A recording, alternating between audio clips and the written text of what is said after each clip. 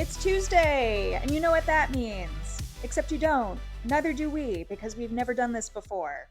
I'm Kat. And I'm Adam. And this is Chatter Machine, a brand new podcast where we'll talk about AEW, Ring of Honor, and whatever is exciting us this week in the world of pro wrestling and lucha libre. So let's get started with what happened in AEW this past week. Well, we're building up to Blood and Guts this coming Wednesday on Dynamite. So on Dynamite and Collision this past week, we had 6 matches to determine which teams will have advantage in the men's and women's Blood and Guts events. On Dynamite, we had Orange Cassidy versus Claudio Castagnoli, Darby Allin versus Daniel Garcia, and on the women's side, we had Mina Shirakawa versus Megan Bayne. And then on Collision, we had Jamie Hayter versus Sky Blue, Harley Cameron versus Tekla, and finally on the men's side, we had Roddy Strong versus Jon Moxley. What did you think? I really liked all the matches. I thought each and every one was a banger of a match. Certified banger. And I thought it was a pretty cool way to set up Blood and Guts, given that it's the first time they're doing it with the women, and the men have done it like 4 or 5 times before. Yeah. It just really ratcheted up the tension or the excitement. Yeah. We have only watched one AEW Blood and Guts together. I think we decided to watch the first one. Yeah, I think it was the first one. Yeah, and what I do know about Blood and Guts matches is that the advantage means that, you have 2 wrestlers starting together, and then the team with the advantage gets to send in the second man or woman, and then it goes on into time. So the team with the advantage is going to have an advantage in the number of wrestlers in the ring at any given time. So naturally, Blood and Guts matches usually would have the heel team with the advantage, because it's not very nice to have 2 faces wailing on one heel. That doesn't really and it makes them work. Seem more like heels. Yeah, it doesn't really work. So I think it is very interesting that the men's face team wound up getting the advantage, whereas the women's heel team wound up getting the advantage. Right. And it's kind of relates to this whole storyline with Jon Moxley right now, where he is either falling apart or there's just sort of a shadow hanging over him because he lost the men's world. He's a mess. We love him. We love him. He's a mess. He's doing a great job. Good job, John. But this sort of like shadow hanging over him of having lost the men's world championship, of then losing the I Quit match with Darby, and then losing a match and getting in a draw with a match with Kyle O'Reilly. And then in the promos, especially just leading up to Blood and Guts here, this promos, he seems sort of like, it's like he's trying to put on a strong face, like this promo we got where he's like, maybe we just give them the advantage because it's all like the reason being, because it's already done deal that we're going to win, like we're being nice to them. But there's kind of this like, but it's really like, I am too chicken shit to fight. I don't want to get in the ring with Roddy Strong. Yeah, I just don't want to give him the advantage. Like he's lost is his nerve ultimately. There's kind of a he lost his nerve story maybe going on, and so it's interesting. It'll be interesting to see the face team having the advantage over them. Yeah, that works for me for this match. And I'm glad that they are contrasting the men's and women's Blood and Guts. There's already a huge contrast in the quality and history of storytelling on the men's and women's side. So the fact that they're not just having them mirror each other perfectly, I think is helpful overall. Right. Yeah, and there's this, to speak to the history part of it, like the Death Riders have been going on for over a year, and before that Blackpool Combat Club, and we know that just from like reading and watching some old stuff from last year. The women's division doesn't really have factions in history like that, even though AEW's been around as long as they've been around as long as AEW's been around. Just haven't had that attention. It was really lovely this week to see multiple women's matches in both shows. Yeah. It was great. More of that, please. Yeah. So there's this first time doing Blood and Guts thing, first time for everything. We're building up these factions. It's the opportunity to start creating that. And it's really interesting to see where it's going. Like, interested to see more promos, interested to see more matches. Yeah. Who are the Triangle of Madness? Do they just want everyone to be insane? What's the Right. agenda? What's their deal? What's their deal? Are we just hot evil goths? Right. I really liked the video package they've made for Blood and Guts that does try at least to show the men and women on equal footing. Given that the women's Blood and Guts doesn't have any history or footage of past matches, like I think choosing to integrate them all in one promo was a good move. That said, the women need to be the main event here. Yeah, I think that would be a momentous, not just like giving the women their due respect but giving the event the due respect of like, it's a big deal to do for the first time. And I think, at least speaking for myself, I'm really excited to see some of these women in cages with weapons. So like, they are gonna have so much fun. They're obviously ready. I mean, that street fight in Philadelphia, amazing. That was so much fun. Yes. So I'm ready, and I would hope that they get to be main event. Why don't we talk about some of the individual matches here, because they were really fun. Yeah. Do you want to start on the men's side, which is where our advantage matches began? Yeah, so Orange Cassidy and Claudio Castagnoli led us off, and I just want to shout out to the fan with the Chuck's Taylor on a stick that Orange Cassidy clearly beelined to. Yeah, it's like if when we looked at it again, it was like Orange through his sunglasses is like scanning through the crowd, picking out who he's going to interact with, and then you see him just go straight for Chucky on a stick, which was just great, and we both kind of shrieked and screamed. We lost it fully. So that was lovely. Thank you very much to that fan. That was an inspiration to us all. And then one of my favorite things, every time there's Claudio in a match, he's waiting at his spawn point with the red lights. It's just like they defrosted him and he's ready to go. And so they open the doors and then he starts moving. And at some point he activates. Yeah. That's delightful. And I will say about Orange and Claudio, these guys, we all know they've been working together for decades. It shows in the work they do. So good. So when I saw that they had a singles match, I thought to myself, I wonder how many singles matches they've had in the past. The total was 1. This is their second ever singles match. Because Chikara was very focused on tag teams and trios, they didn't get in the ring just one-on-one. So the only time they were ever actually in a ring alone together that I'm aware of was during Orange's international title run in 2023. Which is amazing. Shocking, right? You'd think that these guys have gone one-on-one a million times. And I could watch them a million times. So please, Tony, book that shit again. Yeah, I'm ready. Clearly Orange Cassidy is ready as well, since he found his rage. He sure did. Just started the match going straight for... I love Angry Orange. It was great. And I will say that the kind of the uppercut finisher that Claudio did, like the world's worst father tossing his infant son in the air only to uppercut him to death. Holy shit. Anyway, what a lovely match. What a perfect way to kind of kick off this series of advantage matches. Yeah, that was really good. Darby and Danny, I wasn't sure how I was going to feel about this match. I enjoy both of them, but I don't always enjoy both of them, if that makes sense. Yeah. I like that Darby got to have a Grappy match, because I like Grappy Darby, and we don't get a lot of that. Yeah. In our time watching, I feel like we've mainly gotten extreme jackass event Darby, which is fine. Let me fling myself through the air at you and then ragdoll all over the place, which is fun. There's a place for that, but I'm glad we got a little change of pace, and Danny Garcia was a really good opponent for him. Danny Garcia as a Death Rider is really fun. His music, his look. Oh, love Death Rider Danny. I think this is a huge glow up for him. That might be controversial, but I love it. And then, interestingly enough, we knew that the Death Riders were going to run some interference here. Pac came in and interfered, and then Orange came in, which is very interesting, given that the conglomeration is not exactly known for always backing each other up.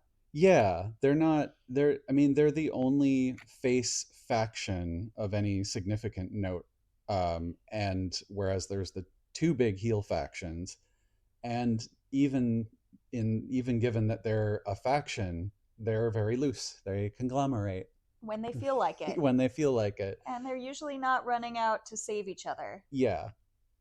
And of course, given that they're building to this big event, it makes sense that this would be the moment for Orange to come out. Yeah. And it was very satisfying. Yeah, it was. It was good. And then also in Dynamite, we had Mina Shirakawa versus Megan Bayne with Toni on commentary. Toni Storm. What is there to say? She's the Vagisaur. She will eat. Yes. Was she going to eat Megan Bayne alive? Yes. In her role as Megan the Bayne Vagisaur? Is the Megasis, then I'm the Vagisaur. I will eat her alive. God bless you, Toni. Also of note, speaking of blood and guts, that's how my sheets look after a long weekend. God bless her. Dear God. Thank you, Toni. She is the reason we started this whole journey. She is. We'll talk about that another time, I'm sure. Yes. The notable thing here, other than it just being a great match and lots of fun, but the notable thing here is that Mina Shirakawa is replacing Queen Aminata in the Blood and Guts, due ostensibly to injury. Yeah, I hope she's okay. I hope so too. I love seeing her. We always wonder if it's a bit of a work for some reason or another. Since Jamie Hayter came back, we've seen so much less of her on TV, and I couldn't help but wonder if this was a choice to put Mina on instead, rather than an actual injury. But I do know that Aminata has struggled with some injuries, so I'm not going to make too many assumptions about that. I did read that there's a indie match also with her that was going to be very soon that she also got canceled and swapped out. Shit. So it probably okay, is a so real injury. I'm going too far with my suspicions. Then I will not try to read too much into it. Anyway, please get well soon. We love you. Also, always happy to see Mina. And of course, Megan Bayne prevailed in this match, which I think is not really surprising, but was pleasurable nonetheless. Yeah, it was a great match. Mina had a really nice twisty flip over the top rope moment to drop on Megan, but just didn't carry it through. But we did have Marina coming out to choke out Toni Storm to help Megan Bayne, which feeds into the whole tag team stuff. And we had the Triangle of Madness come out, and then we had Babes of Wrath and Hayter, and it was just a really lovely, traditional end of one match, bringing out all the people who are going to be blood and guts, and I found it really exciting. I appreciate, sometimes everyone running in at the end is just like, okay, we're doing this again. But I appreciated, since we just had that with the Death Riders and the conglomeration, it's like, yeah, we're all going to run in and we're all going to do that. A chaotic brawl too. Let's do it. Yeah, and I really liked the moment where Mercedes Moné came out and was like, actually, you guys got this. And then Kris Statlander, out. Kris Statlander came out and said, nope, you got to face, you're going to have to face things. Yeah. And decked her. That was fun. The whole Mercedes being involved in this was such a pleasant surprise for me. I really look forward to seeing what she does in Blood and Guts, or doesn't do. Yeah. We don't know if she's ever had a hardcore match before. Is that right? That's at least, that's what we know.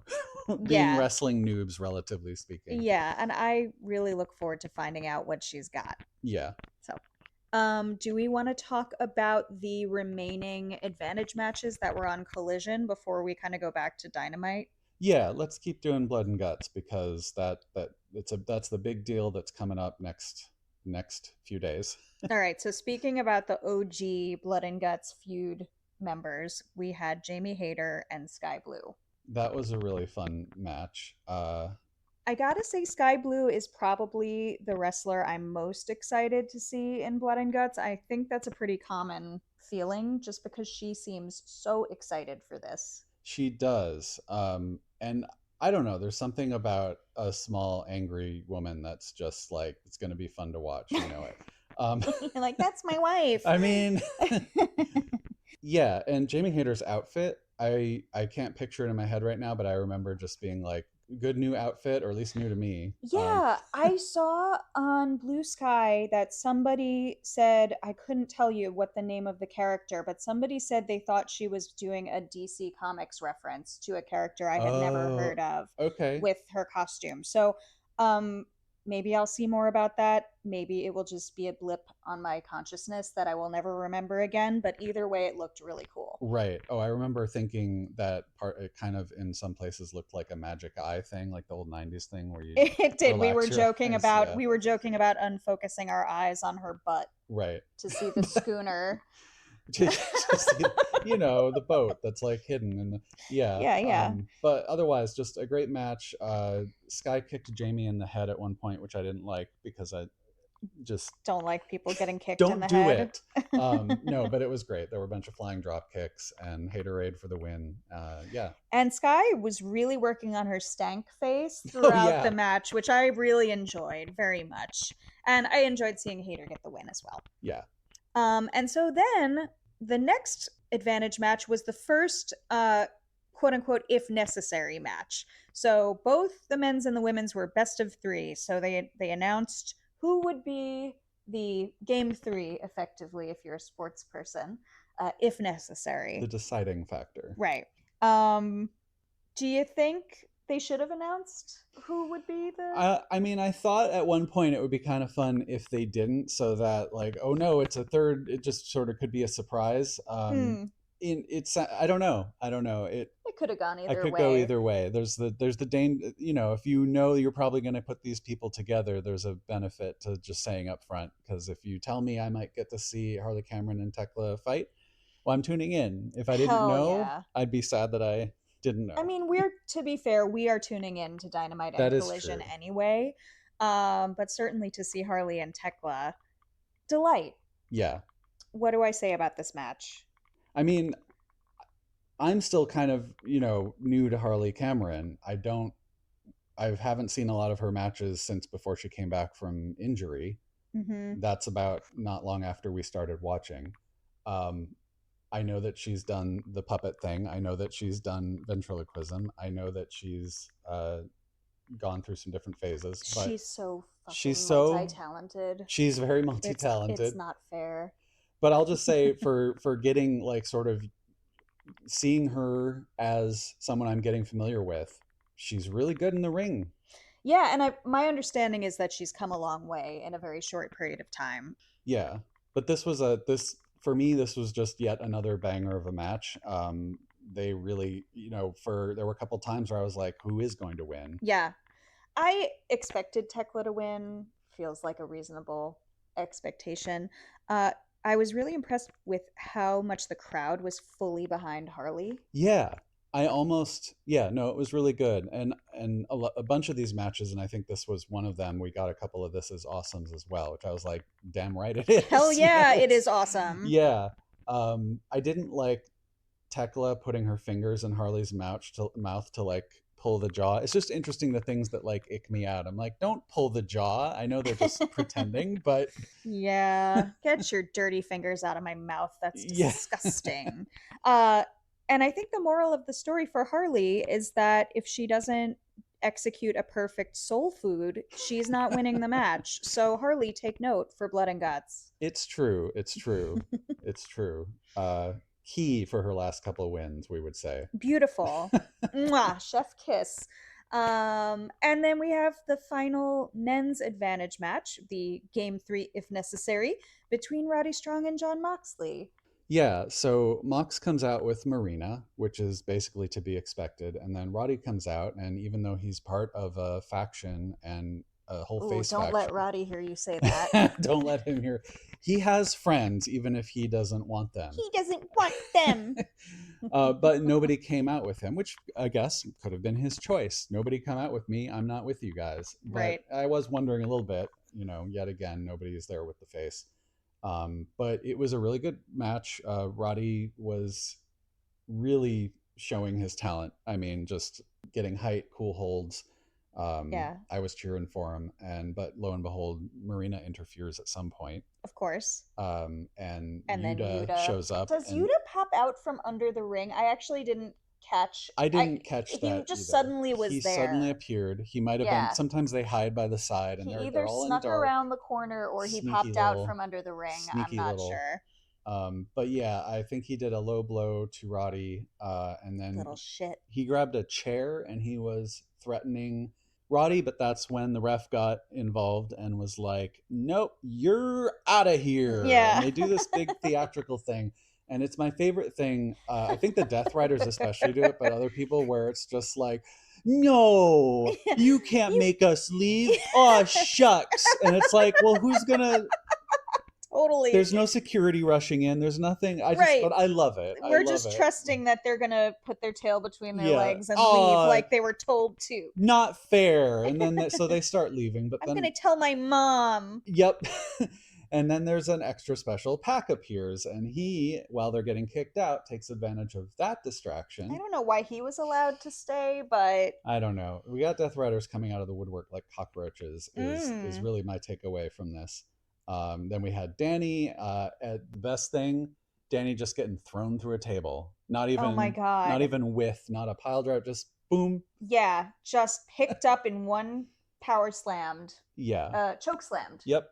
Yeah. And then the finish, the sort of surprise hand coming out from under the ring, and we're all like, "Who's that tattooed hand?" And I had it in my brain all along for some reason. Where's Briscoe was in my head, so I thought for some reason it was Briscoe. Which now that I think about it, is it's not really very kind Briscoe, of hilarious. The idea that Briscoe would be under the ring, like a little goblin, like a little goblin man. But of course it was Darby. Of course it was the actual goblin, Darby Allin. Of course, with a taser. With a taser. God love him. Yeah, which mirroring, what they do generally for these things, but mirroring what they did for the women, everybody coming out and collecting and conglomerating and death riding and setting up that what we're all hoping to see in cages. Yeah, and I just want to end this little segment by saying that when Mox gets that full body recoil, like trying so desperately to get away from Darby, yeah, it reminds me so much of our dearly departed dog Sarah when we'd try to cut her nails. Fully nothing else reminds me like that. When Mox does that, I think of Sarah, because I've never seen any creature just full body flop all over the place so dramatically like that before. Dramatically. So thank you, Mox. That's very sweet. Like, we're trying to clip your nails. That's quite the image. It's true, though. She was so dramatic. But yeah, I mean, that's one of the things I love about Mox. He's like a cartoon. He is. I love him so much. It's really good. What a goofball. I am sure we will spend a lot of time on this podcast waxing poetic about Mox. In the meantime, I am excited for Blood and Guts. I feel ready. My body is ready. You want to move on and talk about other matches and promos from Dynamite? Yeah. So we had Kyle being confronted by Mark, who wanted to wanted another match with no disqualifications because their last match had been won with a kick to the balls, which Mark said must be about as satisfying as making out with your sister. Which would he know? Would he know? But Kyle was interested. No disqualifications. Get to do anything you want to Mark. Certainly sounds interesting. But Don wanted to propose a stip that if Mark Briscoe loses, he has to join the Don Callis family. I have a really hard time imagining that they are preparing a set of patent leather loafers and a custom puce suit for Mark Briscoe. Do we think there's a chance that Briscoe wins this? I don't know. I mean, there was some other stuff in Collision with Kyle and Don Callis we can maybe talk about later, but gave me a little bit of a... We could talk about it now. Yeah, all right. I mean, so there was another promo on Collision where Kyle is expressing to Don a little bit of concern, I think partly humorously as, does he really want Mark to be in the family with them? But... yeah, a little insecurity maybe. Yeah, and Don they run into the Death Riders. Right. And Don is basically putting to the Death Riders that if they can please leave Mark Briscoe in as weakened a position as possible, it would be very helpful to them. And even promising favors, which the Death Riders are like, we don't need you. But it sort of suggests to me maybe a little bit of a subtle hint to the audience that maybe Kyle might lose, or he's worried he might lose, or Don's worried he might lose. So I don't know. Yeah, I don't know how I feel about this rematch. Is this the 7th time? 6th or 7th, I think. Yeah, it wouldn't have been my first choice of like what the next TNT challenge should be, but I hope they do something interesting with it. If that means Briscoe gets it, or if that means some extremely extreme shenanigans happen, I want to see something a little different. Yeah, I think we're going to get something different one way or another, because on the one hand, I feel like it's been hinted or mentioned or whatever for a while, or maybe it's just fans talking about it, that Mark Briscoe should have a belt. And, he's been working hard and working long, and maybe it's time for him to get one. And that could be interesting. It could be an interesting development for Kyle to be put in that position of having had a belt for a little while and then losing it. But on the flip side, I'm ready for the humor of Mark and the Don Callis family, and whatever that does too. So, and to jump to Collision, or to stay in Collision for a little bit, Kyle did have a TNT belt challenge from Ace Austin, which was an absolute ripper of a match. That was so good. Precious, perfect. Just Ace has really cemented himself within the AEW roster. I have zero notes about that entire match. They were perfect. Yeah, that was great. I mean, I feel like we've only seen Ace Austin 1 or 2 times, and I'm already like, just, he's a regular, please, more. Just great. And that's one of those matches where you had kind of a foregone conclusion, because you already have Briscoe right. challenging at Full Gear. So is Ace gonna win? No, but I mean, it was funny for a moment to entertain the idea that, Briscoe would have to join the Bang Bang Gang instead if he loses to Ace Austin at Full Gear. But yeah, sometimes when these matches seem to have foregone conclusions, I really appreciate it when they make me bite anyway. And I bit so many times during that match. It was so good. It was believable that they might throw us for a loop. Yeah. That's what I like when I'm getting worked. Please work me. work me harder. One thing I noticed in that promo moment where Don was gently asking the Death Riders if they could fuck Briscoe up a little bit, and then offering favors. Actually, 2 things. For one, Pac really stepped up to be kind of the mouthpiece. He spoke first, which was interesting. And then at the very end, Claudio lingered long enough for the audience in the crowd to start going, ooh. Totally. So I think it was probably as simple as like Claudio was staring him down. Yeah. But you could also interpret that extra lingering as maybe having second thoughts about his role in the Death Riders, or about the direction the Death Riders should be going. Yeah. So it's promising, at least. It's these little seeds of storytelling that blossom later and could go different ways. Yeah, I don't enjoy jumping ahead and making assumptions about what I think is going to happen and predicting stuff like that.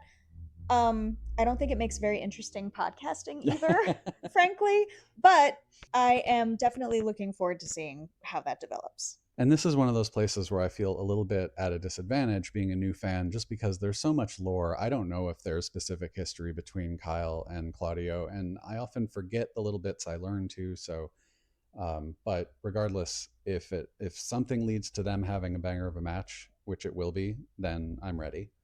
Absolutely. Should we go back to Dynamite and talk about the Women's Tag Championship quarterfinal? Hell yes, please. All right. So Mercedes Moné and Athena were teaming up against Harley Cameron and Willow Nightingale as the Babes of Wrath. The Babes of Wrath. So good.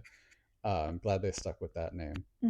And I think a lot of people were assuming that because of the championship prowess of Ultimo Moné and Athena as individual wrestlers, that they were going to go far in this tag championship, which I thought they would not advance past this round, and I was correct, and I know you agreed with me there. Yeah, I'm always ready to be surprised, and I thought it really could go either way, because what do I know? But I had the feeling we've had these other tag team matches on the men's side where members of the tag aren't really getting along or they don't cooperate well enough. And here's Monet and Athena, who had a match, Yeah. and they're not the best of friends as far as we No, know. they're So they're rivals, if yeah, they're anything. And rivals. and And heels can't get along. They don't love each other.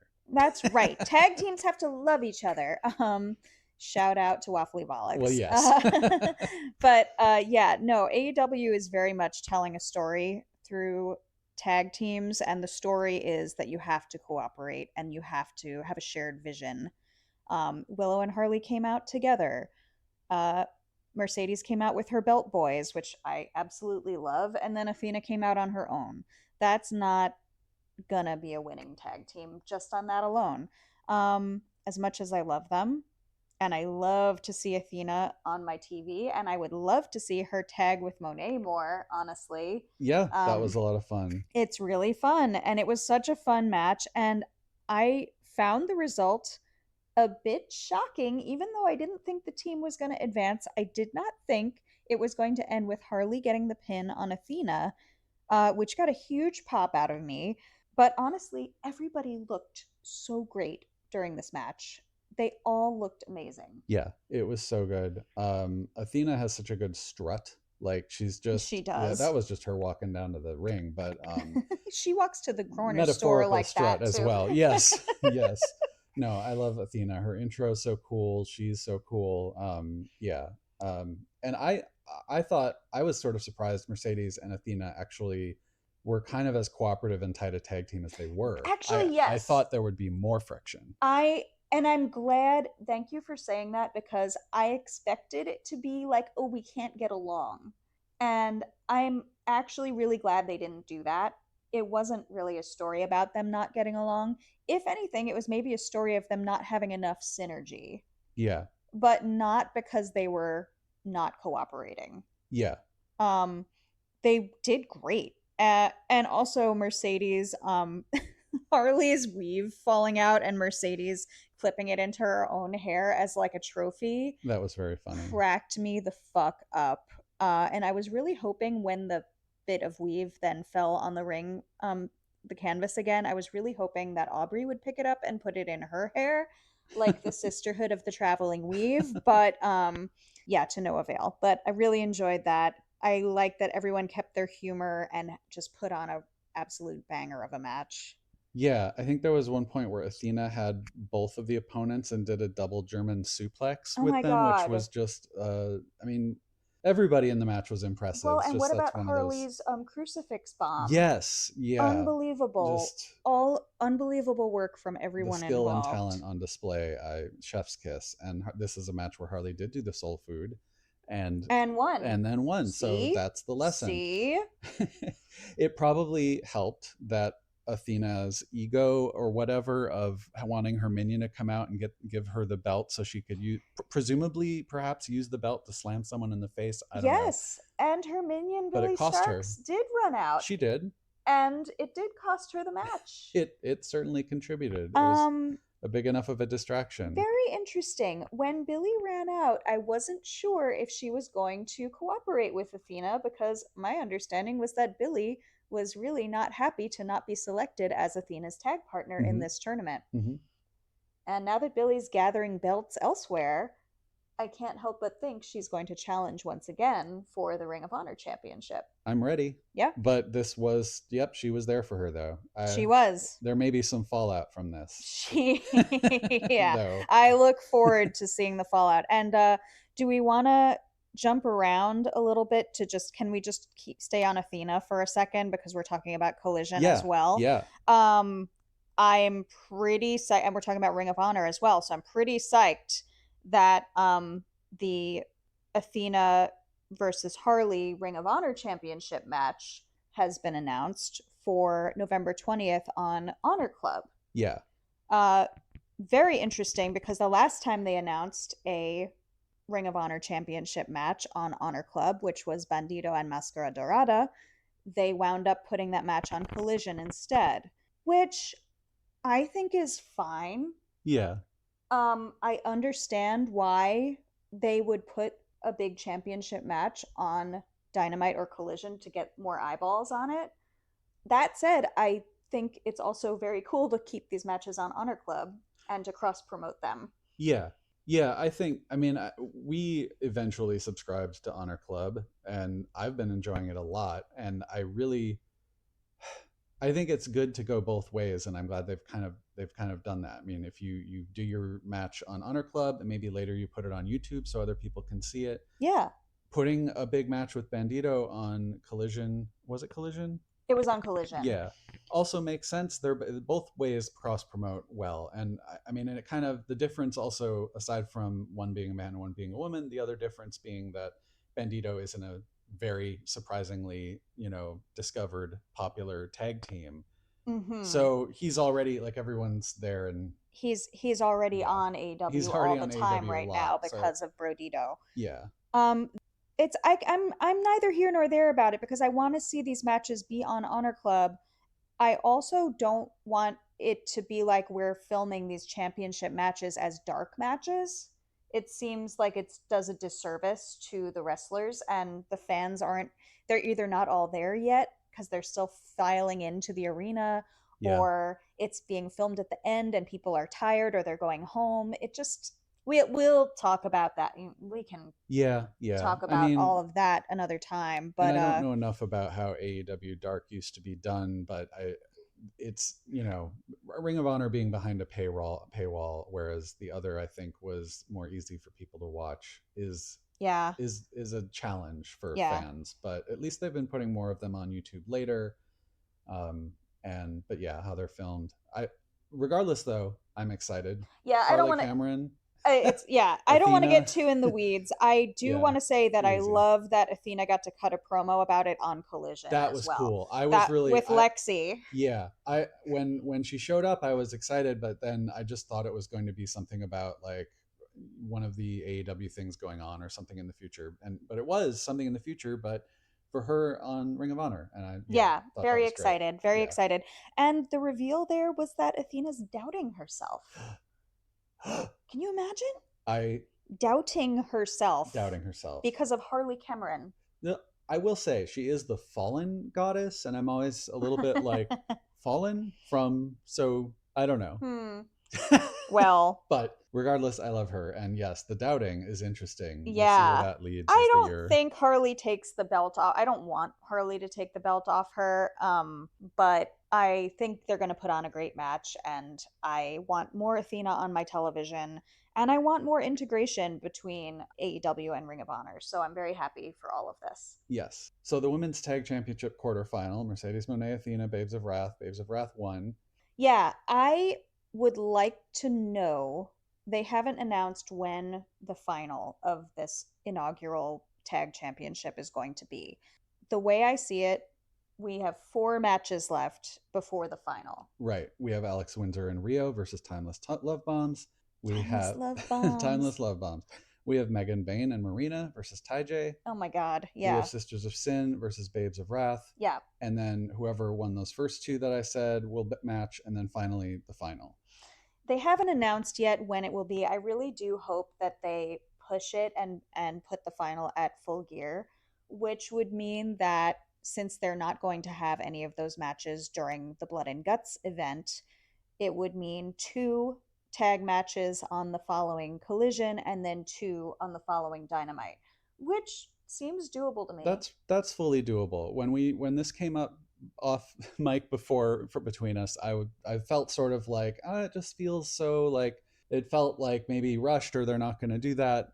But they just did a couple of shows with multiple women's matches, like they should be doing all the time. Yep. And if they are going to push this as an exciting event, it would make sense just do 2 at the next one, 2 at the following one, and then Full Gear. Absolutely. I think they should do it. Get the belts on somebody to kick it off, and then you can start defending them. Yeah. Let's keep it going. Yeah. Let's keep it going. Yeah. So other stuff we got at Dynamite, we got the announcement of the national belt. Oh yeah. Or national championship. Another belt. Oh no, too many belts. Oh. Just kidding. I think it's fine. I think it's fine. I have no strong opinion about it other than just tell good stories, show me good matches. I would like it to be intergender because Hell yes, or gender agnostic. gender agnostic. Just there's already a lot of men's stories going on. They already have trios belts that I don't find that interesting personally, and it Yeah. seems hard to stuff all that stuff in. And frankly, I want more women's wrestling. Yep. So don't make just another only men's belt and have to tell stories with it. But if part of it is also it's going to go around to other promotions and indie promotions, a lot of them do intergender. So just make it intergender. Yeah, it depends what kind of promotions you're going to bring it to, but Yeah, that's true. A lot of those are gender agnostic when it comes to their championships. So let's keep that going. yeah, What we know so far is that there will be a Casino Gauntlet match to decide the first holder of this title at Full Gear.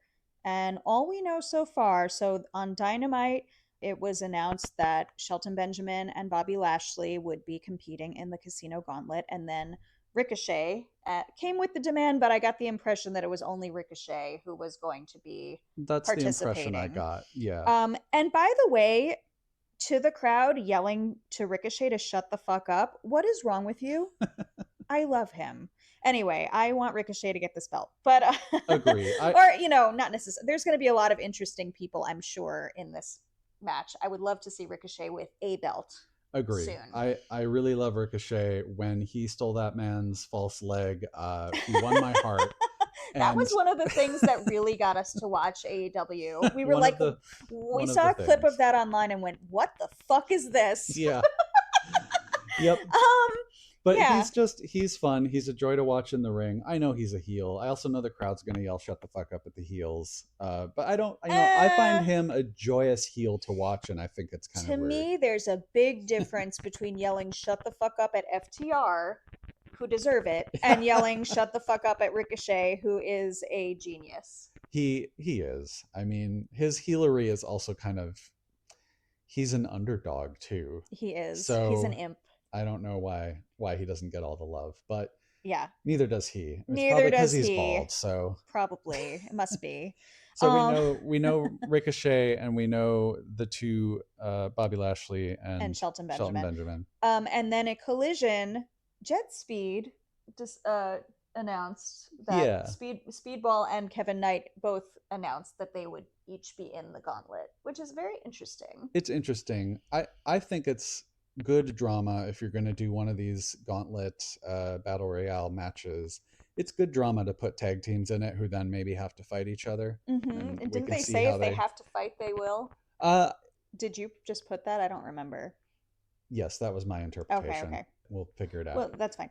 I can't imagine that this match will come down to Speedball versus Kevin Knight for the championship. Yeah. If I recall what they said to one of them said to the other, may the best man win. They're remaining supportive and positive.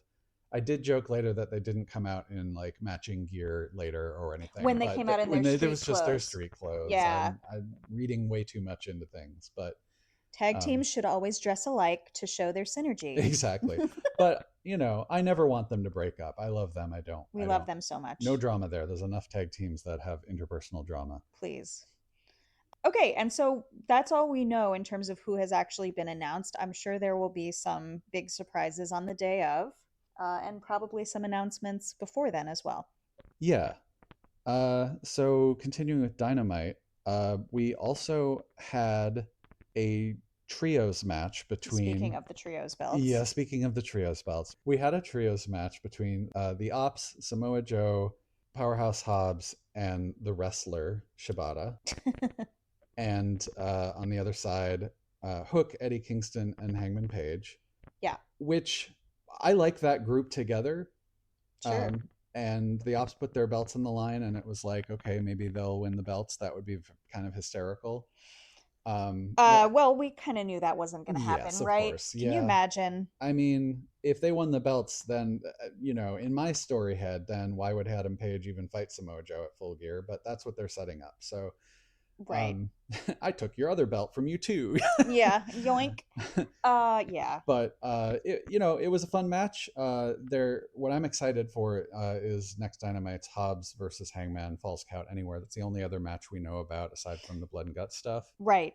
I think you said it should be a Falls Count Anyone match. Yes, after Mystery Wrestling, they should do a Falls Count Anyone match. That was so and if fun. you haven't seen that, go watch Mystery Wrestling. It was so fun. One of the most fun and baffling events I've ever watched in my life. Yeah. But so Hook in this match suplexed Powerhouse Hobbs. Right. Which was spectacular, and it also looked like it might have legitimately injured his back. Yeah.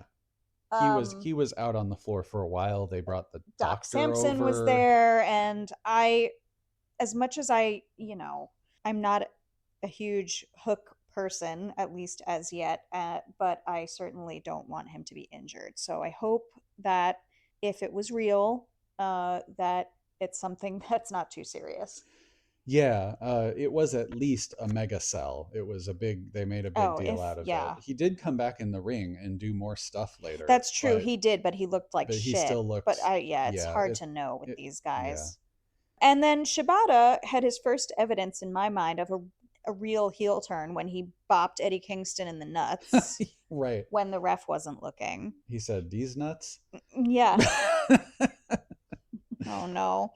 Oh God. Well, we all say that the trios belts need defending, so we can't complain when they actually do. It's true. Right? It's true. They were defended. It was a fun match. There was a lot of stuff that happened. But when I contrast the trios situation in AEW with what they have going on in Ring of Honor, it really does make me think that they should just combine the trios championship between the two promotions. I don't know if they want to do that, or I'm sure they have reasons not to, but there's so much more going on with the trios in Ring of Honor. Yeah, and I don't know, I like who I've seen in Ring of Honor doing trios, and I don't know, you can still have 6 people get in a ring together and do fights. You don't need to have belts to do that. And it seems like most often when we've seen those matches, it's been story related. It's been these people are going to cooperate with those people against that group for this reason. We're not seeing the belts defended a lot, partly just because the trios matches, when they do them, are being used for other stories. So I'm like, you can just keep doing that. You don't need the belts. And then we don't have to worry about, are they being defended, etc. Yeah. My only other note that I have about this match was Hobbs saying "cowboy shit my ass," which, when you compare and contrast to Joe saying to Hangman that he's gonna fuck his ass, really makes me think that the Ops just have a really awkward way of delivering lines about asses. Definitely some awkwardness going on there. Yeah. Some ass problems. Oh no. Okay, so I think we've covered, if I'm not wrong, I think we've covered all the matches from Dynamite. Do we want to talk about any of like the previews and promos that we got?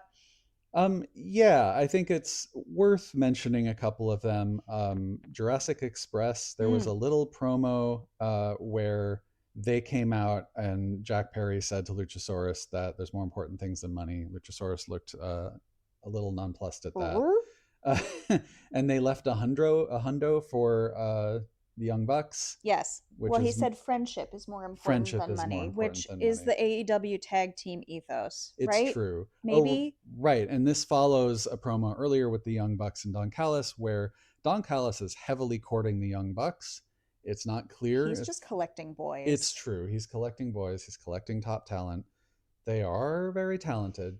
Yes. But it's not clear that they're going to want to give in and join from their behind the scenes stuff, or being the elite stuff. They seem to be doing a storyline where they're maybe going to change some of their values or ethos, but maybe not. Maybe they're just going to buy shoes. I don't know. The big question is, are they going to reunite with Kenny? Right. Or are they so desperate for money that they're going to burn that bridge? And if Jack Perry gives them 100, but there's a history and a knife. And a knife. Because he left the knife there, which is that Chekhov's knife? Is that knife going to come back? That's true. There's a bit of Chekhov's various things going around. So, yeah. Totally. Okay. And then we had FTR, Yes. who locked Jesus. Brodito in an office with They Stokely as locked them in guard. their dressing room and had Stoke posted outside it. Yep, and they went and abused and harassed. Not abused. They harassed. They abused and harassed Abuela Bandido. The bit is with Gravity sitting right there next to her. So, I mean, he did eventually get aggressive in defending her honor, but he did. But we were all screaming at the screen for Abuela to deck Dax, and she did lay hands on him. She gave him a little slap. She laid hands on him, and we love her for that. We love you. Yeah, and then but Brody put his arm through the door. They broke free, and they oh my god, and rescued his brother as he was about to get pile drived or something. But that was great fun. You know, we're going up to Full Gear. A lot of this stuff is for Full Gear. Jack Perry, they have their Jurassic Express and the Kenny Omega versus Young Bucks and Josh Alexander. $1 million match. $1 million of Monopoly money. Maybe they have to put it in 2 duffel bags. I hope they're investing for their futures. Straight into the Monopoly money slot machine. They've got somewhere they'll have a little box they can swim around in, like Scrooge McDuck or something. Yeah. But yeah, so we're going up to Full Gear. Kenny Omega, I already said that, but that's what they're doing. And Josh Alexander with the Young Bucks. I feel like we haven't seen Josh Alexander in a little bit. We haven't in a little bit. Yeah. I couldn't tell you when the last time was. It's been a few weeks, a couple weeks maybe. Yeah, and I think time is a strange construct. And I think it's worth mentioning this is sort of an example of the improvisational aspect of wrestling, because I think we all think they were going to do a storyline with Kota Ibushi and Kenny Omega and Josh Alexander and Don Callis family and stuff. And sadly, that was not to be. And now Jurassic Express and Kenny Omega are teaming up, which is its own fun storyline. It's fun, but definitely really devastating not to have Kota in this story arc.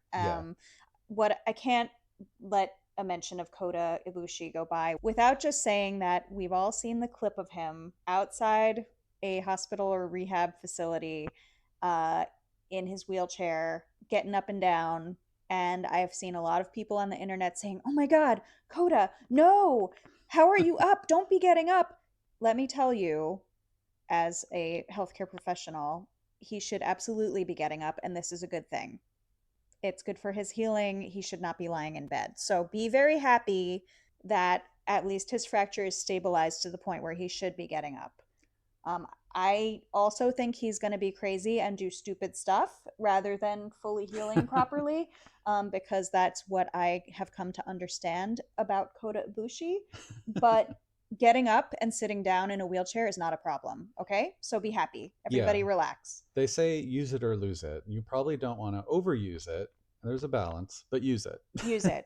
You're not the kind of surgery he had a big old rod put in his bone. It is stable. He should move. It's good. Very cool though. Yeah. Okay, so I think that's it for Dynamite. What do we want to talk about for do you want to bop over to Ring of Honor, or do you want to finish talking about Collision first? Why don't we go through Collision?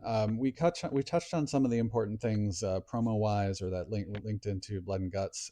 But there were some really great matches on Collision. Collision was an all-timer. Yeah. I was so happy to see the Bang Bang Gang again. That was the first match out the gate. I think was Bang Bang Gang versus FTR. Yes. And so we had Juice Robinson specifically and Austin Gunn. Yes. And just so good. Their theme is so good. We were whistling it all morning, or I was whistling it. You were humming it. Their theme is so good. They're so fun. They came out, our guns so were infectious. Our guns are up permanently. I did not expect them to win. Nope. No, that was a shocker for me. Especially with FTR having a title shot against Brodito at Full Gear, I was certainly not expecting them to lose here. Yeah. I'm really glad they did, because I don't know what's going to happen at Full Gear. I suppose FTR could win, but they better not. We're going to riot if Brodito. We haven't mentioned this yet. We have not mentioned this yet, but Full Gear is going to be our first AEW pay-per-view that we get to attend in person. We were present for Death Before Dishonor at the end of August, which was fantastic. That was great. But Full Gear is going to be our first AEW PPV. And so when we say that FTR better not win, because I will burn down the arena. We're coming with gasoline. I'm not a Devils fan, okay? So I have no love lost for the Prudential Center. Sorry, Newark. Yeah.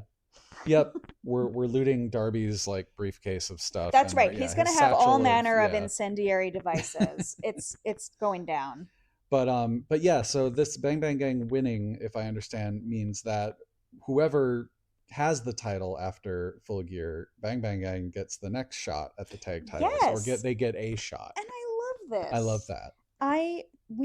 Since we started watching, all we've seen of the Bang Bang Gang has been them devastated by injury and eating pins. Yeah. So now to see them have Ace Austin come into the fold and then to get a really surprising and quite important win, has really been a great pleasure. Really great. Plus Juice had a really kick-ass jacket, which I don't know if he's had before, but it was my first time seeing it. Really impressive. Yeah, light colors, nice. Motorcycle jacket of some kind. Was very really cool. Very nice. Thank you, Juice, and thank you for continuing to grow out your facial hair, Juice. Also, they had the crowd was doing juice chants, and I'm like, yes, please. That was great. And then at the end, Jet Speed runs out. Right. And at first I thought Jet Speed was going to do like a weird challenge. Oh, they ran out. Oh, I'm sorry. They ran out because Stokely was starting to help FTR cheat, and Bandido and Gravity came surprised them in the crowd. Secretly in the crowd with other lucha masks on over their normal lucha masks. Yep, tricking Stokely and then surprising Stokely, and then but they started to get the better of Bandido. Gravity and Jet Speed came out to help them. And Jet Speed came out, and at first, my brain was having a little trouble putting everything together. So at first I was thinking, oh God, is Jet Speed coming out to like challenge somebody? Right. Because they're also in all the tag team running. Right. But no, they just came out to be a united front of fuck FTR. Yes. Which we love. And I also look at the name of our podcast. We are not an FTR podcast, but we also don't hate FTR. Yeah. But it's really fun to say fuck FTR. It is fun. They're really good at healing. They're so good at healing. I kind of do hate them, except I love them. They're very good at what they do. Good job healing. Good job guys. healing. Fuck you. But yeah, I just was like, they came out and it was like, oh, everybody wants FTR out of the picture, and it's like us too. Yeah. And then we had Kyle Fletcher versus Ace Austin. Actually, wait. Sorry. Because in my notes here, between that match and Kyle versus Ace, we had a little promo, a little talky talk between Renee Paquette and Kyle Fletcher, where they were talking about the upcoming Briscoe match at Full Gear. And during this little tiny talky talk, Okada comes up to share a little bit of DCF solidarity to Kyle Fletcher, and then to suggest that they be Protokada. Which is brilliant. Which really flows off the tongue and is also incredibly evil. We haven't talked about Takeshita at all. He was not present. He doesn't really figure in this past week's stuff. He doesn't figure in this week, so we're going to put a pin in that. Yeah. Because there's a lot to say about Takeshita, but to have him invoked indirectly like that by way of Okada trying to steal his work husband is brutal, and I'm really looking forward to where that's going to go, but we're going to have to talk about that next time. And Kyle didn't look like he hated the idea. No, he didn't. Look, I'm not one of those people who thinks Kyle is going to be loyal to Takeshita. Kyle has not shown that he's a loyal man. It's true. So it's going to be fun. Whatever happens, it's going to be fun.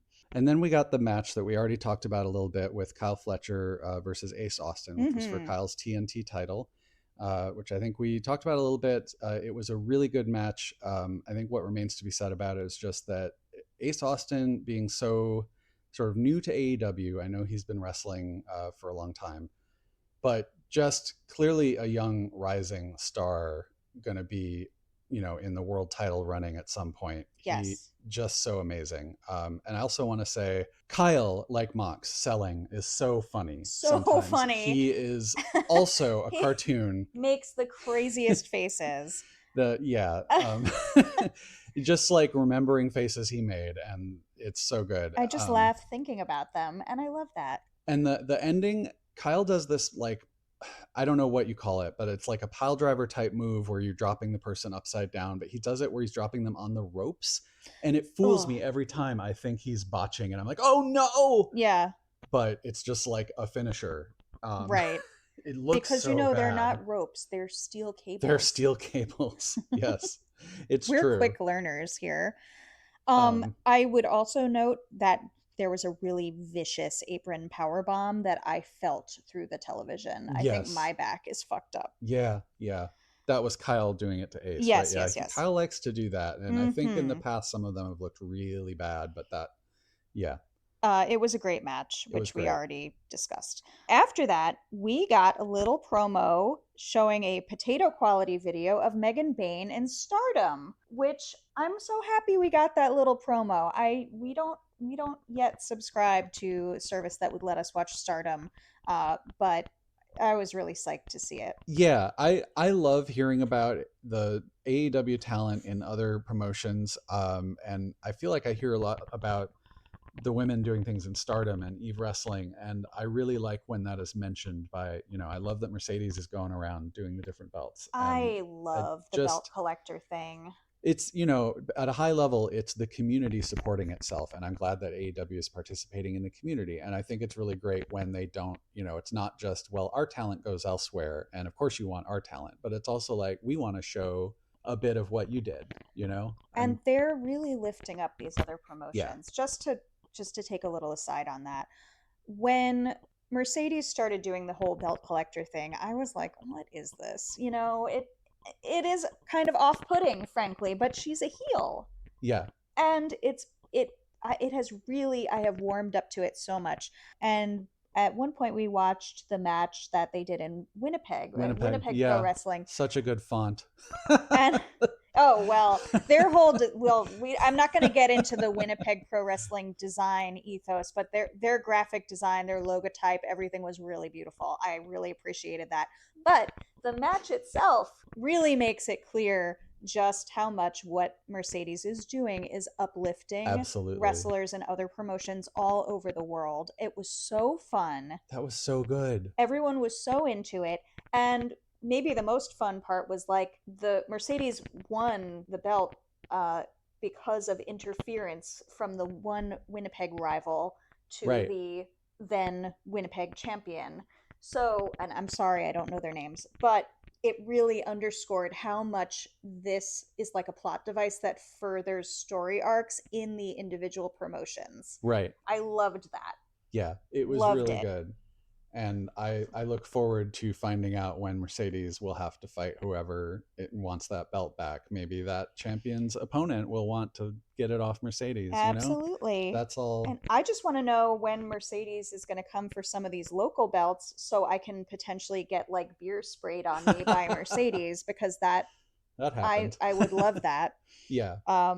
Please come for Billy Starks and her JCW belt. Yes, Mercedes. Please. Googly eyes emoji. Speaking of Mercedes, we had a promo from Kris Statlander. Really moody, lovely cinematic promo at the bottom of a staircase. Hanging out there like you do. Like you do. And Kris had her alien face jewelry on, and she cut this really nice little promo to Mercedes saying that, the differences between them, including Kris having the championship belt, was also that Kris has focus. Mm-hmm. And that is the story we're telling, right? That Mercedes cannot focus on her drive to be the AEW Women's Champion. Yeah. Yep. But I also really enjoyed that Kris called Mercedes out for having quote-unquote nameless male bimbos, which A, rude, and B, I seem to recall you, Kris Statlander, coming out at Wrestle Dream with two sexy little druid alien guys whose names I don't know. So, kettle. It's true. It's true. And besides, more men as accessories. That's fun. Yes, that's fun.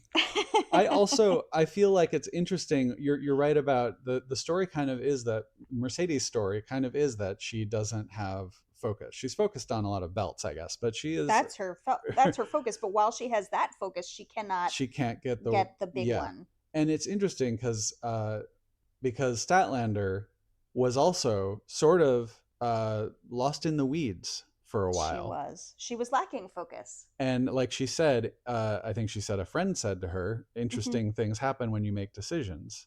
Things happen fast. Things happen fast when you make choices. Like yeah, which I've found very true in my own life as well. It's true. And she made a decision. That's the story we're telling about her, and now she's focused on that. It's also interesting because I feel like Stat is a little bit of a tweener still. Yes, they haven't resolved some of her issues. They haven't fully resolved some of her storyline. She's focused, but it isn't clear. She's helping out where she can. Yeah. But she's also an alien, and I think that feels right. Yes, this is a story that's continuing to unfold, but we cannot assign human morality to aliens. It's true. So after that, we had the promo that we already talked about with Mox and the Death Riders and the DCF. But following that, we had Ty-J in action, which, my feelings about that changed overnight, but let's get to that. So Ty-J were in action, and their opponents were Hyan and Maya World. I had never seen Hyan before, but I hear she's great, and I would love to see more of her. We have seen Maya World in JCW. I think we last saw her as part of the Luna Vachon tournament that they had at their previous event last month. And I really enjoyed that, and I liked her, so I was happy to see her again. So this was just a little squashy squash. I would have loved to see Hyan and Maya get a little more action in. That's usually how I feel about squash matches. Yeah, I feel like one of the things that's nice is getting to part of the point of it is the people that the audience wants to see, like Ty-J, get a little time to show off their skills. But it's also nice when the enhancement talent, so to speak, also gets to show off their skills a little bit. And if they're just sort of getting a beat down, it's a little disappointing for me. I like to see, okay, who's this person? What can they do? Yeah. I want to see them more. And I think as long as it's not always just you're getting your ass beat in 2 minutes, then that's fine. They seem fine with it. So then, and I will say that something I was thinking during Collision, specifically because of the match because of Harley, and because of Ace, I had already been thinking, God, I've watched these matches where the person who's losing looks so good. And I've really been enjoying watching these people look so good, even though they are kind of a foregone conclusion going to lose. And it's ironic that I was having those feelings while watching, and then I wake up to this somewhat substantiated rumor that the original opponents for Ty-J were going to be Nixon Newell and Miranda Alizé. Yeah, that whole thing sounds really ugly. Yeah, it doesn't sound great. I think whatever happened is probably for the best. Probably. And that's all I think I should really say about that. Yeah, it sounds like it's for the best. I would love to see more of Hyan and Maya World. Same. There's a lot of good stuff happening in Ring of Honor. Maybe they'll show up there for more, sort of action. Given that there's a really great stacked women's division in AEW, and yet it's also, when you start doing these big matches, a little bit fragile when there's injuries and stuff. Especially, let's hire more. The women's roster is still so much smaller than the men's, and that's why you have a lot of these issues with creating factions and creating stories among factions. So more women who want to be here. Yes. Sign them. Yes. Not only would it be great, but it's also a little petty, and I approve. I approve. Yeah. So what else haven't we talked about here? We got a promo with Max Caster and Anthony Bowens. Oh, yes. Oh, my God. Which is one of my favorite soap operas going on in AEW. When we started watching, I think, was just a bit into the Max Caster Challenge era, which at the time I remember being like, what the heck is this? And I didn't really like it the first time I saw it. Yeah. Which I think is what everybody thought. And I think the experience everyone had was, actually, this is really great after a while. The fact that gimmick got over is somewhat incredible, but it also, as I have learned more and gone back and watched a lot of old indie stuff, It also speaks to the magic of Chuck Taylor. Yes, say more about that. That's his chant. Right. We've seen him basically do it in the ring. We've seen him do the original version of that chant in the ring, and not to great applause. Yeah. And so, but it was delightful nonetheless. And so to see it go over with Max Caster is such a pleasure. It's beautiful. Yeah. I mean, it was refined a little bit and tightened up and put into a storyline, and it really worked. And I love seeing Chuck Taylor's thumbprint on so many things in AEW. And would I love to see him in the ring? Absolutely. Would I love to see him outside the ring? Absolutely. But I'm also just really happy to see that he's leaving his mark everywhere. Yeah, it makes me happy too. Yep. So Anthony Bowens told Max Caster that they're over. He doesn't ever want to fight with him again. It's not going to happen. And that's probably the happiest thing Max Caster's heard from Anthony Bowens in a while. He seemed to really, he was like, yep, we're on the same page. And then Lexi was saying that actually, let me come at you with the numbers. Oh, and Anthony was excited that he had an opportunity coming up at Full Gear. Oh, yes, at the tailgate brawl. We're at the tailgate brawl, which it sounds like he maybe doesn't have the full details for, which is a pattern in the past of him being given an opportunity and not really knowing what it is until it's too late. So that's interesting. But Lexi seemed to clear up for both of them that Tony Khan says their numbers, all the metrics that matter, I guess, are better when they are working together. The money machine prints more when they're together. Yep. And neither of them wanted to hear it. And it, for Max, started to sound like a personal beef with Tony Khan. Anyway, whichever way this goes, I'm really excited. I assume that this means we're going to get them tagging against somebody in the tailgate brawl, but stands to be seen, I guess. Yes, we will find out. We wait with bated breath. Just one of my favorite things when they show up. Delight. Yeah, I think that's it for Dynamite and Collision. We did enjoy Honor Club this week as well. What stands out to you from the matches on Honor Club this week? We had I'll just start with the end and maybe work backwards. Okay. The main event was Lee Moriarty, who's the Pure Rules champion. Yes. Had a match against Commander. Oh. Commander is two men I love to see in the ring anytime. They're both so good. Yeah. They're both so good. And the Pure Rules thing took me a while to get used to. I still don't remember all the rules, but it's neat to see a different sort of form of pro wrestling with some different rules on it. But Lee Moriarty he's just great to watch, and he's a great face as well. And then, but Commander, I don't know that he's a heel, right? He's also so it's just a fun. This is not a face v heel match. It's just a match. But it sets up that Commander has it was a proving ground match. So Commander now has a chance at the actual title against Lee Moriarty, which I think will be at Final Battle at the end of the year, or in December. Which is early December 5th, I believe. Yeah, so not end of the year, early December. I'm looking forward to that because it was such a good match. So more of that. Before them, we had Swirl, Lee Johnson and Blake Christian, against Willie Mack and Alex Zane. What a motley crew! Which, yes, it's an interesting pairing. But we'd seen Willie Mack once before on Ring of Honor, a month or two ago, and something about him grabs me. He's got a charisma, he's got a silliness. He's just fun. The chocolate juggalo. Yeah, I think he does love Willie Mack. I think he does a lot of wrestling for Juggalo Championship Wrestling. There's too much wrestling. But I would love to see some of that. And Alex Zane, he's a peacock of his own kind. He's very red and the mustache and all that, but he's also a good wrestler. And he's fun. It was fun to watch them together. Swirl are clearly a rising tag team. Yes. I think we've seen them on AEW. They're definitely getting a big push. Yeah. I will say that Caprice suggesting that Willie Mack should be called Chocolate Sauce got me into a little bit of a Los Ice Creams spirit. I think somebody should be a banana. I think they should make a whole sundae. Los Ice Creams being another Chikara reference for those who may not know, but I feel like if you're listening this far, you probably maybe know who Los Ice Creams are. Probably. Yeah. If I know who Los Ice Creams are, you probably do. But if you don't, go look. Go look. It's fun. I think asking anyone in this crew who should be the banana is a dangerous question, but I'm ready to ask it. I'm ready not to afraid ask of the it. dangerous questions.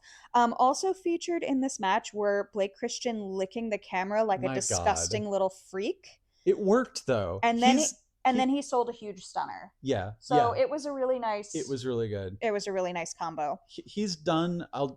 I don't have a better way to say it. He's done tongue stuff before. I don't really like it when wrestlers do tongue stuff. I haven't don't liked either. it before. I kind of wish most wrestlers would keep their tongues in their mouths. Keep their tongues in their mouths.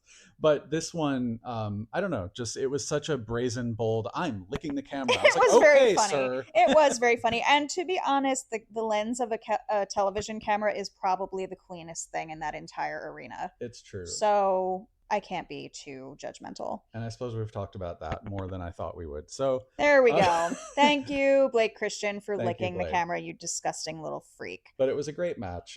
More of all of them, please. Before that, we had Satnam Singh versus Gino Adonis. I don't know, again, enough about wrestling, but I understand there is a genre of the large man, the giant. Yeah. And he certainly is.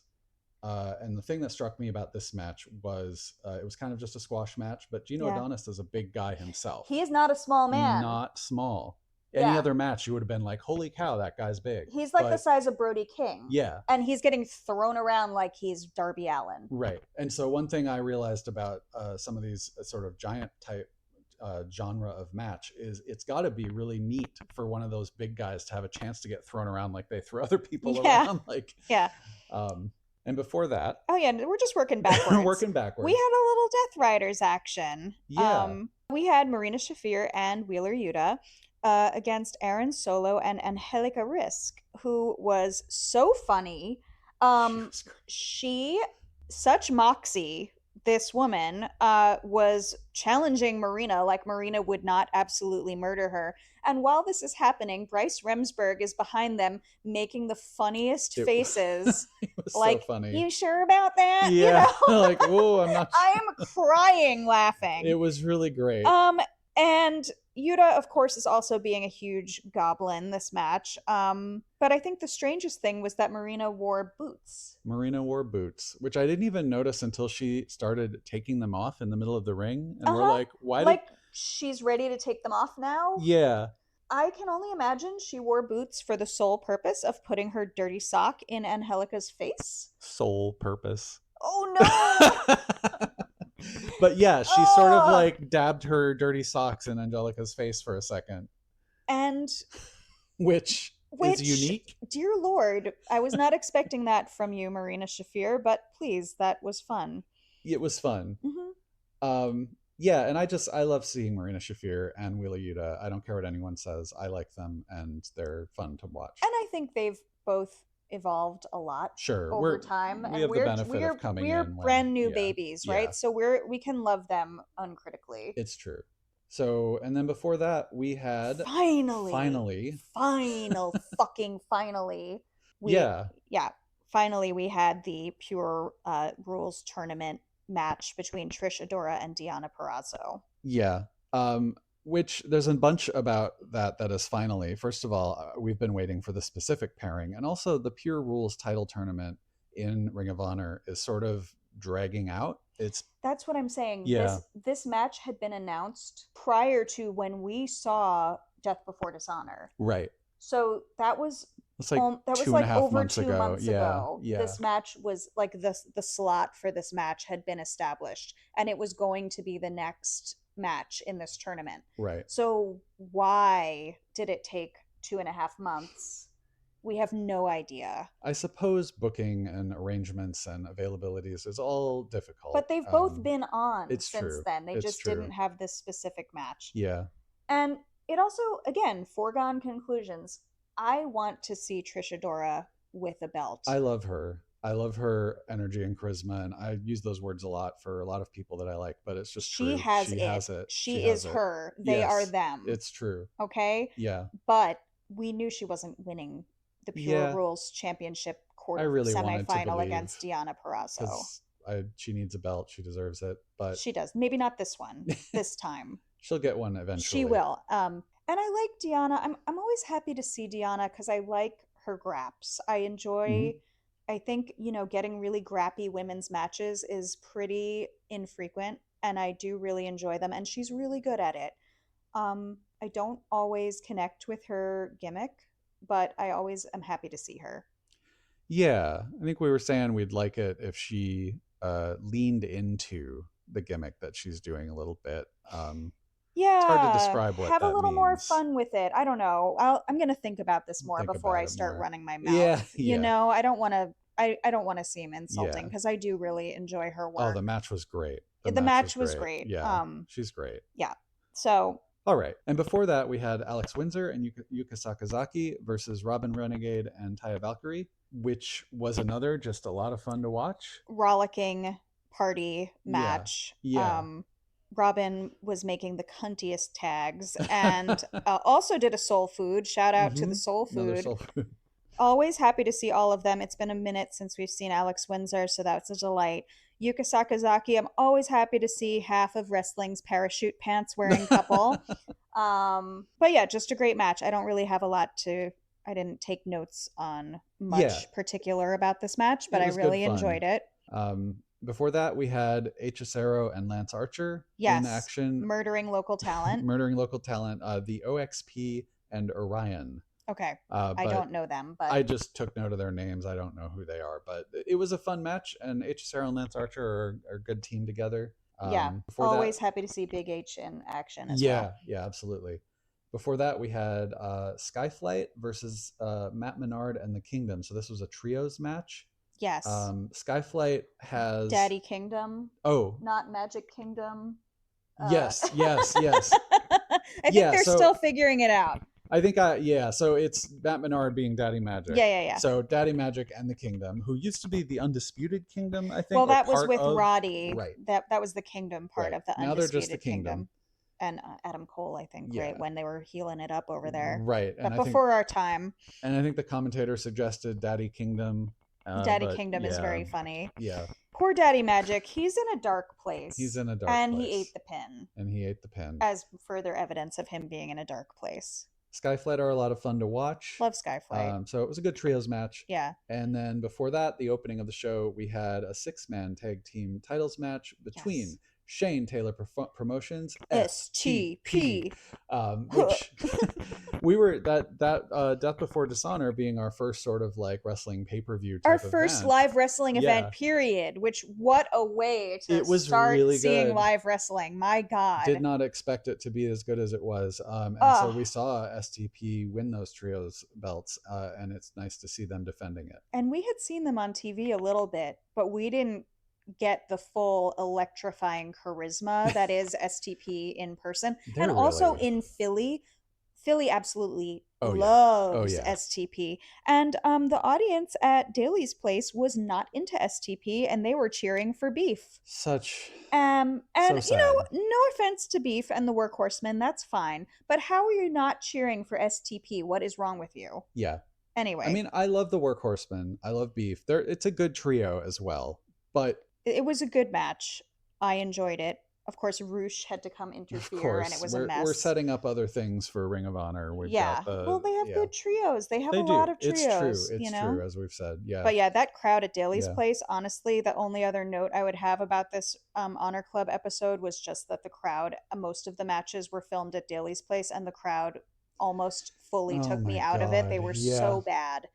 Was it one of these matches was the one where they kept doing a chant that we thought they were saying to fall, but and then they were like Duval, some so fucking annoying. Florida sports thing, some Don't Jaguars do your thing. jokes over and they did it through multiple matches, Yeah. and multiple times the wrestlers who were in the ring were just like looking at the group of people in the stands who were doing this chant like, what are and you it was doing? just not fun. Yeah, it's distracting for the wrestlers, distracting for the audience. It was don't bad. Go back to Daly's it Place, was a bad basically. I know Daly's is home and blah blah blah, but like they sucked.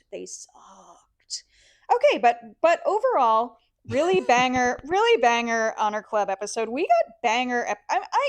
We're just gonna sound like we're uncritical fans, but the fact of the matter is that Dynamite, Honor Club, and Collision were all pretty damn good this week. Yeah.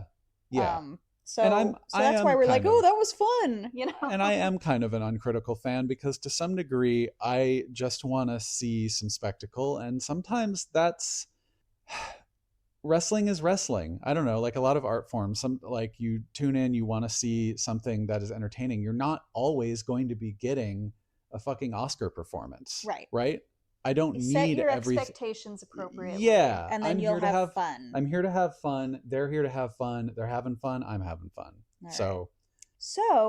That was most of the stuff we watched this week. We didn't really do a bunch of indie. We normally do some other things over a weekend, but this weekend we really didn't. But I will say, if you haven't yet watched the CMLL Dia de Muertos event from Halloween weekend, it's $10 on Triller.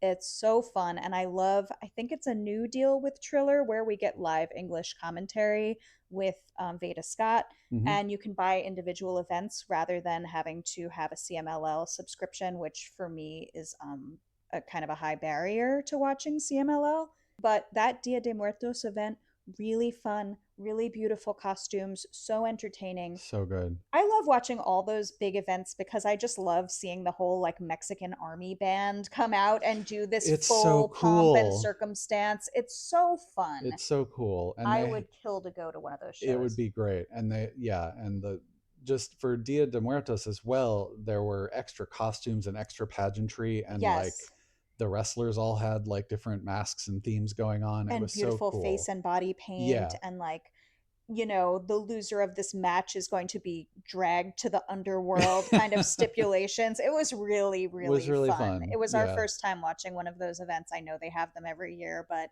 if you haven't watched it, if you have Triller, just buy it. If you got $10 burning a hole in your pocket, like, it's a really good way to spend $10. And I have to shout out Defunto. I can't. He loves Defunto. Defunto is your favorite. Yeah, it's a concept. I love good concepts, and I just love it. And I was just joking previous to watching the match that he's in. We were just joking about how it would be kind of funny to have a wrestling gimmick where you're like a lich, like from D&D, which is Dungeons and Dragons. It basically is. For people who don't know, a lich is like basically someone who's prolonging their life. You're past dead. You're dead. We were joking like, oh, you put me down and I just rise from the dead. And he did that. He does. He's a lich king. Yeah, he's deceased. And I don't know. I just like it. It's fun. It's fun. It's very fun. I think we saw him on Ring of Honor once. And we did. He stuck in my head. You were like, Defunto. That's my guy. Yeah, that's my guy. This dead man.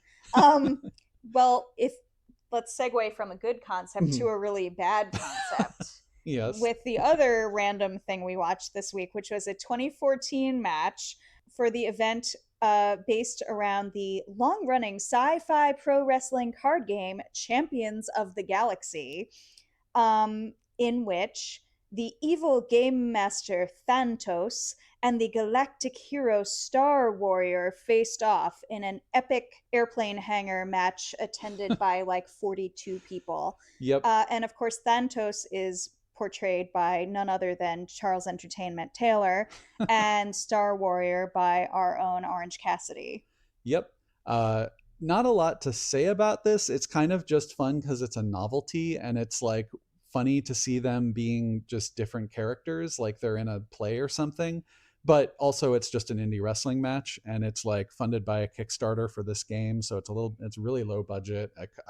If you told me it was filmed in 2002 and not 2014, I would have believed. Right. Like, it's really it's a really low budget looking, but it's clearly a high budget situation putting on a low budget looking match. It was very strange. But Chucky and Cassidy were fun to watch. Dear God, they're fun. They're always fun. Yeah. He's just so good at being like sort of a classic comic book villain heel. So it was perfect for him. And I'm not sure he's ever looked so hot as in that ridiculous outfit. You said that. Give that man some shoulder pads. And truly. Yeah. Yeah. And for Orange Cassidy, give that man a cape. Yes. I mean, we've seen him run around with a cape many times as Fire Ant, and we see him here with a cape. And I think he needs a cape as Orange Cassidy. He needs one. That's all I demand. Agree. So that was fun. Really fun. And we didn't get around to... Stuff we didn't get around to. Pro Wrestling Eve had event on Friday night that sounded really spectacular called Elite Encounters, involving Kris Statlander and Nyla Rose coming to defend their titles, and Willow Nightingale making her Eve debut. I will not say what happened in any of the matches. I haven't had a chance to watch them, but I have been spoiled a bit. But by all accounts, this event was a total banger. I did enjoy seeing the clips of Will Ospreay, staff member Bill. Since the last I saw of him was an x-ray of his cervical spine, it's very nice to see him out and about in public looking well. That was a funny little clip, and at some point we're going to have to watch that. Yes, we again haven't managed to join all the memberships of all the wrestling because it's too much. Yeah. But I would love to. Every time we hear about a new event that sounds great, the next refrain is always, "There's too much wrestling." Yeah, but how spoiled and lucky. So spoiled and lucky. And the only other thing that I think really came up this week that I don't know enough about is that Okada was announced as the opponent for Tanahashi's retirement match at Wrestle Kingdom. And I'm sure at some point in AEW they're going to mention this, but they didn't do it this week. That's fun. I'm ready for it. Yeah. It's an event that we probably won't see, except maybe in clips later, but it sounds like a great pairing and a lot of people are very excited about it. So I look forward to learning more. So I think that's probably all we have to say about wrestling for the week. Kat, what's the bean of the week? Our bean of the week, we have a black bean soup cooking on the stove as we speak using Rancho Gordo's Chiapas black beans. They don't sponsor me, but I would not say no if they wanted to. Have not tried these. Shout out to Rancho Gordo. Yeah, shout out Rancho Gordo. We are in the Bean Club, and I am bad at clubs, and so I have a lot of beans waiting to be used. So we're trying to do bean of the week. Have not tried these particular black beans before. They are like a special collaboration with an indigenous bean preservation group in Mexico. So we will have to report back next week on how delicious they are. Do you know yet what we're doing with these beans? I'm making a soup with chorizo, and a very simple soup actually. It has chorizo and then just some poblano pepper. I'm in. Yeah, of course you're in. Well, that's a given, but also I'm in. So yeah, if you got this far, oh my God, thank you. I'm embarrassed. This has been really difficult. The process of trying to record a podcast for the first time has been really difficult. Thank you so much for actually listening to this, and I'm sure we will get better with practice. We have literally no idea what we're doing. Absolutely zero. And ADHD and other. Yeah, we are neurodivergent as hell. We're introverted as hell. I don't know how we're even doing this. So thank you for listening. Thank you for listening. And since you are listening, I assume we figured out how to distribute the podcast. So please continue to find us wherever you like to get your podcasts. Special thanks to Sasha Ende for the theme music and sharing his talents with the world. More details available in the show notes. And finally, thanks to Adam for being my tag team partner in life. Ew. It's corny. I hate it.